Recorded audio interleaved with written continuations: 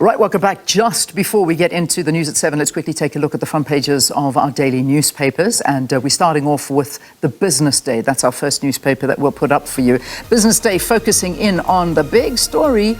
Mary Vilakazi takes the top spot at FirstRand. We saw that happening yesterday. The COO will replace Pullinger. That's the current COO, I beg your pardon. And she has now become the first black woman at the helm of FirstRand. That's a fantastic position. So congratulations to Mary Vilakazi, who's the new CEO of FirstRand. The other story, Busa calls for an urgent takeover of the UIF. That's the other one that they are focusing on. And Itala scrambles after ABSA cuts it loose. So that is your Business Day.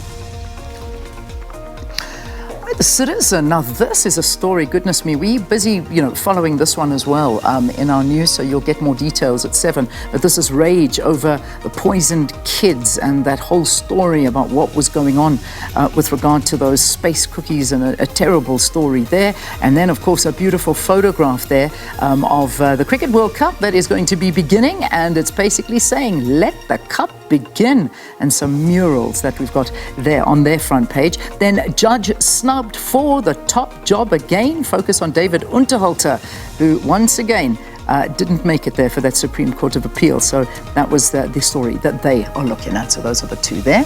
Let's have a look at the Sowetan. I think that's our next one that we've got left. Yeah, why they face attempted murder charges. That's that same story again. The MPA say pupils who ate cookies laced with dagga were forced and threatened with assault if they don't follow instructions.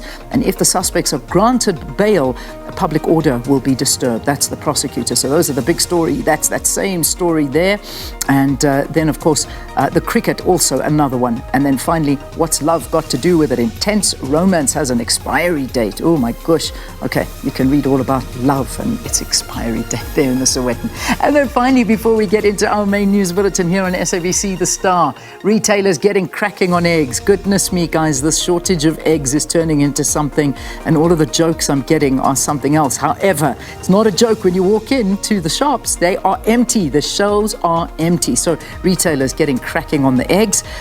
Tensions mount at spaza shops closed. That's another story that they are talking about, and this is all about the eggs as well. And then finally, tribunal to hear second Jalo matter on interim relief extension. Those are the front pages of your newspaper.